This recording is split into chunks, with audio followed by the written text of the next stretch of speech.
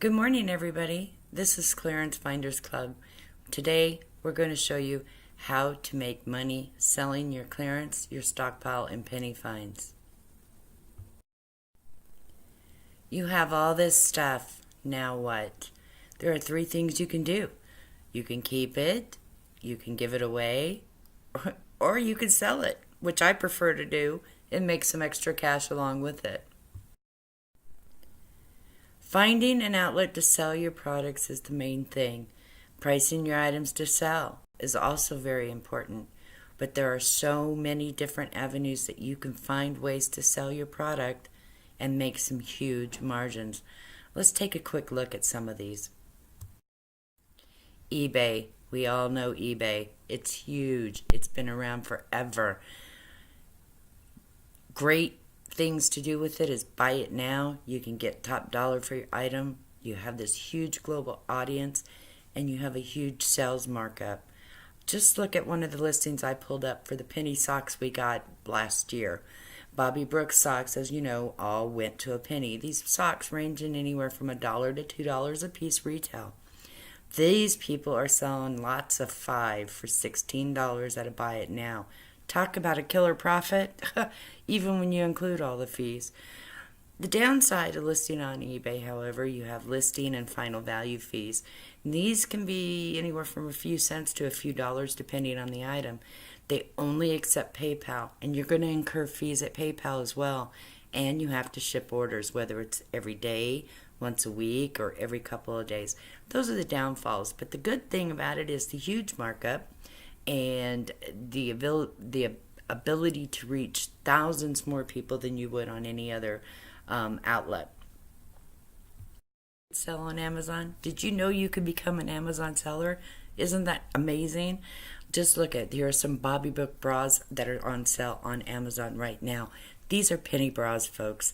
I have some. I've found some. And they're retailing them for one of them for $10. Talk about the markups here too. The great pros about this is that you have a huge global audience. You have quick pay turn times. There's no handling of credit cards, no merchant account needed. Amazon does everything. Did you know you could even send all your inventory to Amazon and Amazon will ship directly for you? This is part of their Prime membership. This is an awesome way to get rid of the inventory and to collect your checks every week. The downside, they have seller fees. Just like everybody else, they have to make their money. You must ship your item within 1 day of receiving the order, so you got to make sure that you can get to the post office. You have to have a bank credit card to sign up. They do not accept a prepaid or any debit card. They need an actual bank credit card, like a Bank of America Visa with an actual credit limit on it, a Wells Fargo or Chase Bank, anything with an actual credit limit. You cannot use a bank debit card or a prepaid card. Anytime there's a return or a refund, Amazon will automatically do that to the customer ASAP. You will just notice a chargeback. That's the downfall.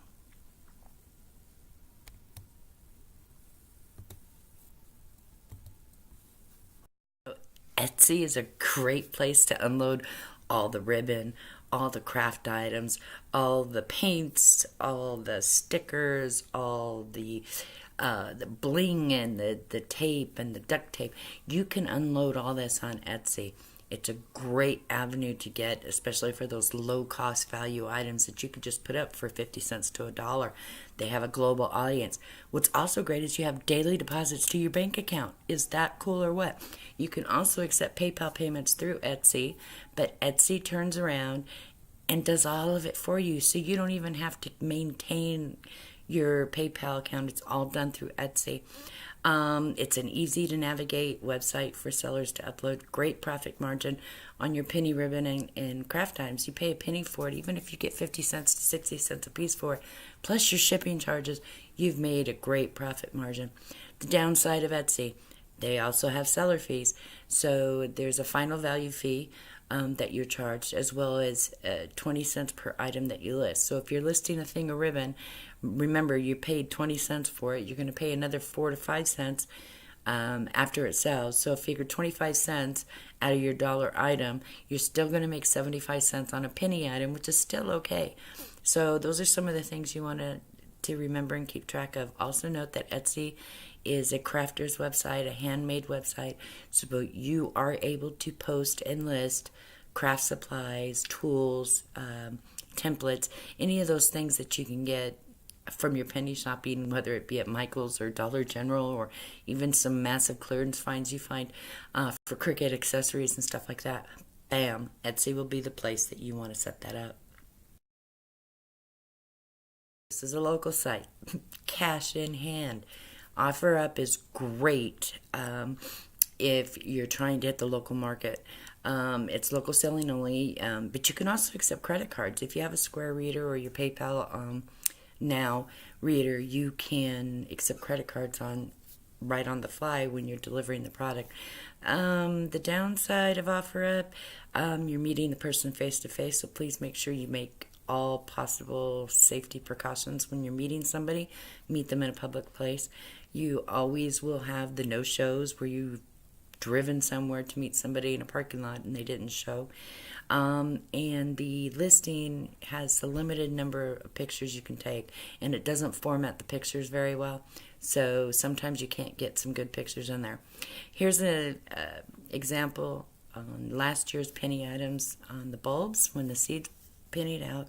And yes, I did sell this penny lot. I spent 68 cents on all those bulbs, and I sold the whole lot for $50.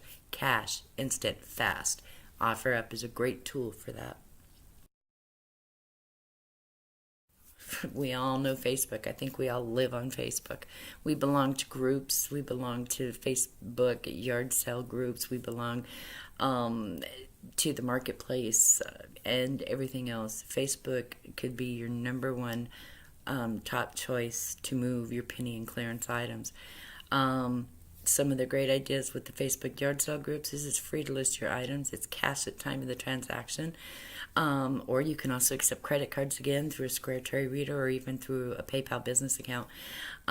It's easy to find your local yard sale groups. Always join as many as you can. I like to look for the ones with the high number of members. That way I get more visibility. A downside with the Facebook yard sale groups, again, is no shows or people asking you to hold items or people no showing. One of the things I constantly do is I like to comment on my own listing or like it or just type bump or type a period or put something in there, which will put the ad back into the fresh feed, which will bring it to the top. Because when you are in yard sale groups with that many members, your item could very fastly go down the list. Facebook Marketplace. Marketplace is just like your Facebook groups, except it's a larger area to cover, and it gets into the eyes of more people. The only difference I don't like about Marketplace is if it's pending pickup or if somebody's interested or anything like that, you can't see any of those comments. All you see is the main picture. I need to look a little bit more into Facebook Marketplace, but I always also post to Facebook Marketplace when I'm posting something in a yard sale group. Then there's also a Facebook store. Facebook stores are great, but you have to have a third-party e-commerce partner in order to merge your Facebook page with a store setting. You have to build a page, so you would have to build a like page, a fan page, a community page, and then you can add your store items to it. The difference with the third-party e-commerce person is they do charge fees, so you have final value fees. Shopify is the main one that Facebook, almost everybody uses. Just remember they have a monthly fee on top of the credit card processing fee. So a minimum of $9 a month it's going to cost you to run that store on Facebook. But it's another outlet for you to sell your product. Who doesn't love a yard sale? This is where you make the big money. This is the bang for your buck. There's no delivering. There's no meeting people in a parking lot. You set everything up in your front yard. You post your signs. You promote your yard sale. And the people come to you.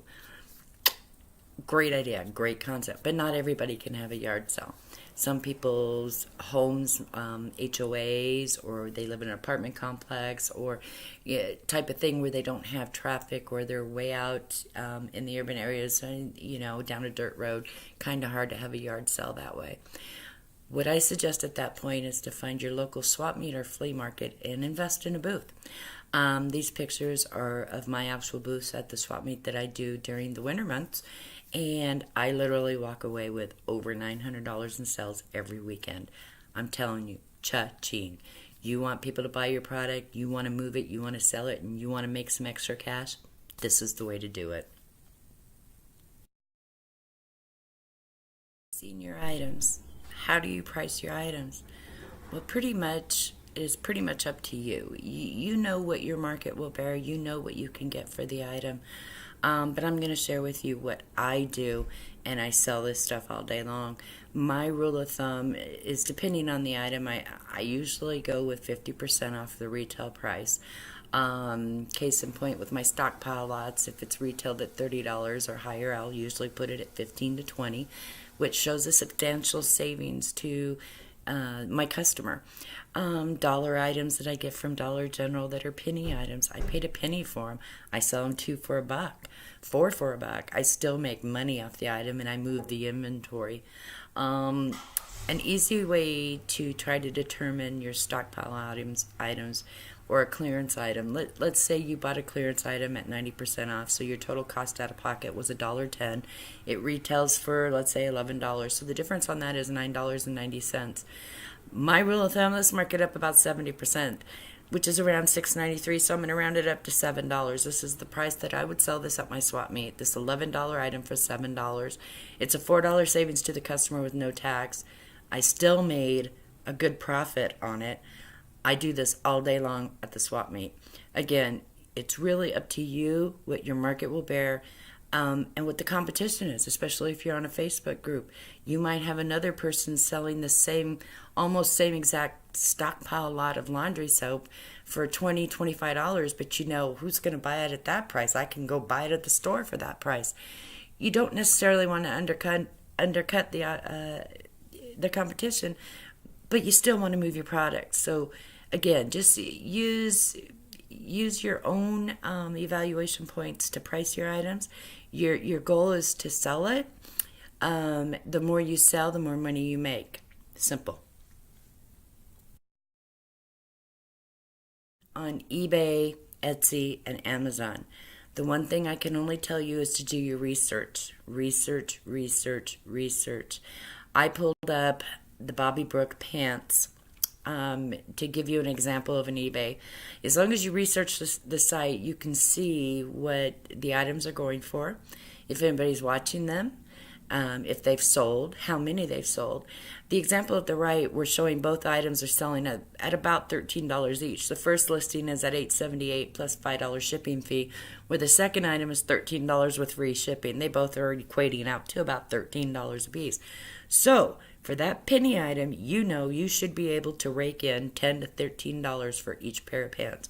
And I tell you, I have a bunch of these. Researching also tells you that there are over 1,000 results for Bobby Brook pants.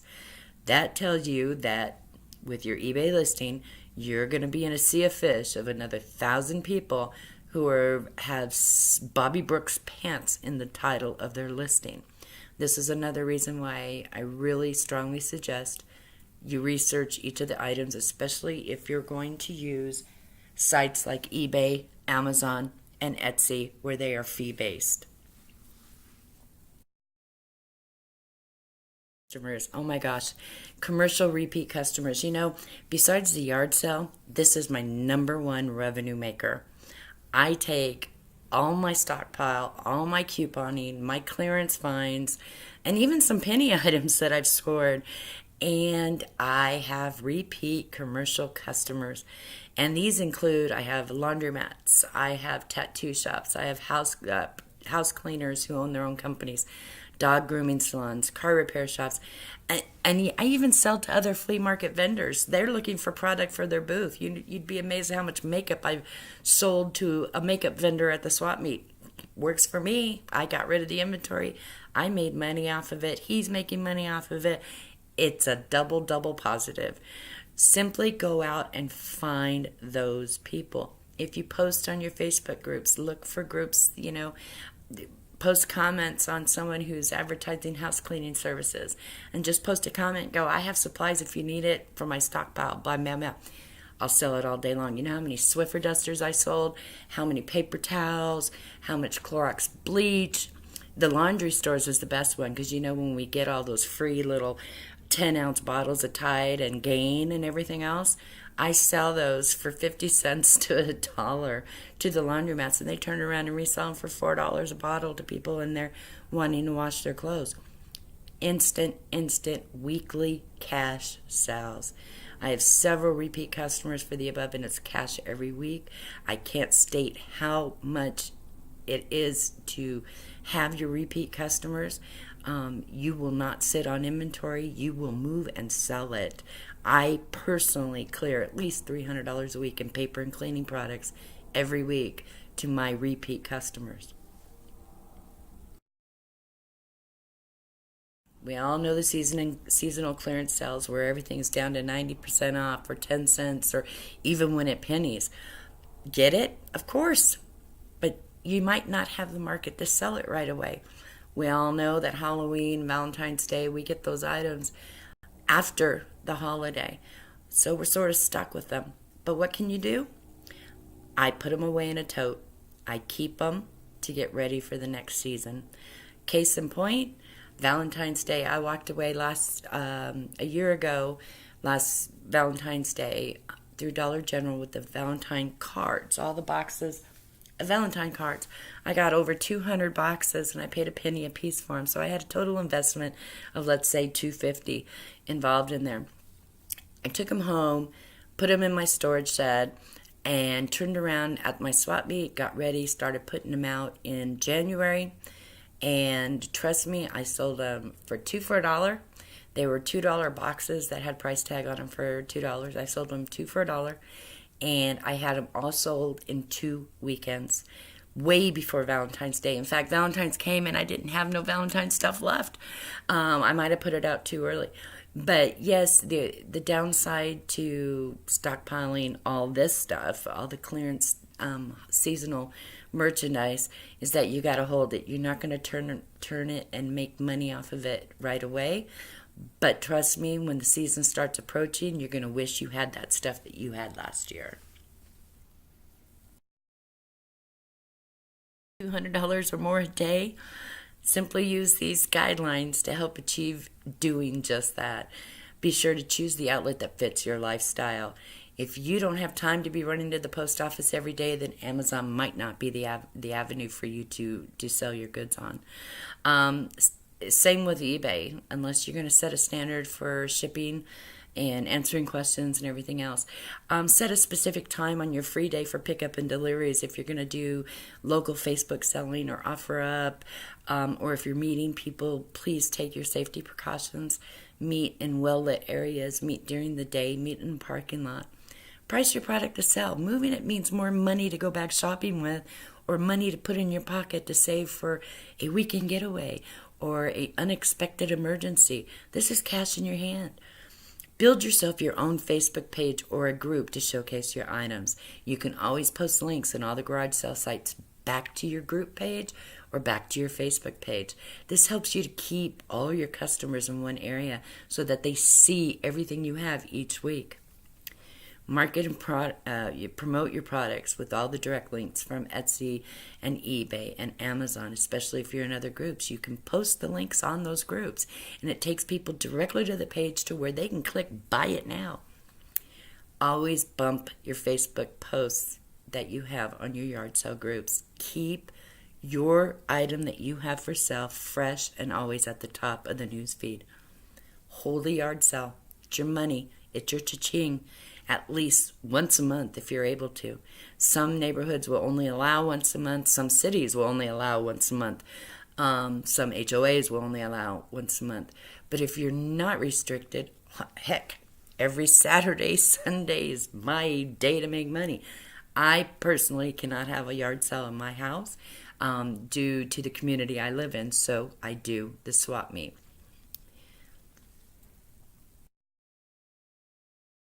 Quick tips on how to turn your stockpile, your clearance finds, and your penny items into money. Just always remember that you can always turn and move inventory. It might not be today, it might not be tomorrow, but there might be an instance where that item is needed. When meeting with somebody, meet in a public place. When posting on Facebook yard sale groups, spell everything out. Show the customer the total retail cost so that they see their savings. That's all they want to see. They want to see a lot of product and they want to see some big dollar signs. Some people ask you to hold items till they get paid. Payday could be a week from now or 2 days from now. I personally do not hold anything more than 24 hours, if that. That's cash in hand I'm giving away to if I hold it for somebody else. Especially on your Facebook yard sale groups, you'll have comment after comment after comment. I need immediate pickup. If you cannot pick up or meet up immediately, I will go to the next person. Offer your stockpile items in bundles instead of theme. A cleaning lot, a beauty lot, a laundry lot. I even do it with my penny items. I had a frozen lot, and I did this last Christmas, and I sold all my frozen backpacks, all my frozen gloves, all my frozen beanies, all my frozen lip gloss, frozen bows, and I did a frozen theme. I was making $20 to $40 a lot. Great idea. To put the themes together, and you will move it. People will find it. Same with when we get penny bath rugs and shower curtains and bath accessories or a picture. I put it up as a bathroom lot. A new rug, a new shower curtain, and a framed art. Heck, sell it all day long. Take great pictures of your items and be very descriptive. Can't stress that enough. Food items, be sure to list a good through date. People will ask you on your posts. A lot of times our penny items with food items are near expiration date, past expiration date. However, you always have to remember that it has an expiration date does not mean it's no good. It just means it's best if used by that date. Most of the items that we get have a very long shelf life. If you're doing a swap meet, advertise in your local Facebook groups along with pictures of items that they can expect to see you will have. Promotion is the key. I have people that are meeting me at the swap meet at 6 o'clock in the morning. The gates are not even open yet. I am unloading my truck and putting stuff on my shelves in my booth, and I have customers, repeat customers, mind you, there at 6 o'clock in the morning to get the best deals. Go visit your local swap meet or flea market. Visit with the vendors. Offer them product to sell. Trust me, you'll get a new repeat commercial customer that way. An easy thing to do is build another Facebook profile user with a different email address to help sell your items. A lot of times what happens when you start selling on Facebook groups, a lot of people want send you friend requests because they want to see every time you post something in a group, they want to see what you're selling to have, to try and hurry up and get first dibs on it. This keeps it separate from your personal, your friends and your family, from them seeing all the clutter of your Facebook group posts. It's easy to do. You might as well just build a Facebook page or a group to showcase your items for sale. I have 2 of them.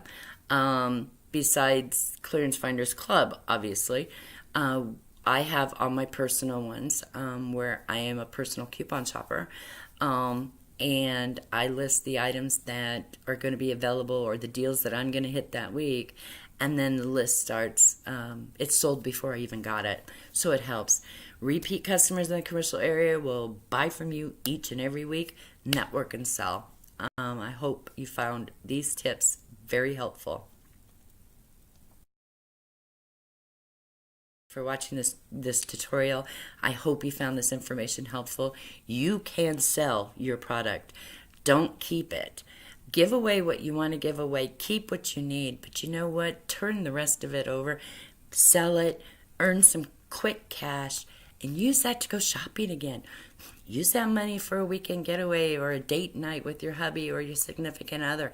Or to buy that brand new washing machine you need. Any little thing. Every little bit helps in these economic times. If you found this tutorial helpful, please like it and subscribe to our channel. Please post any comments below. We'd love to hear from you. Again, be sure to follow us on Instagram at Clearance Finders and visit our Facebook page at facebook.com/clearancefindersclub. Again, thank you.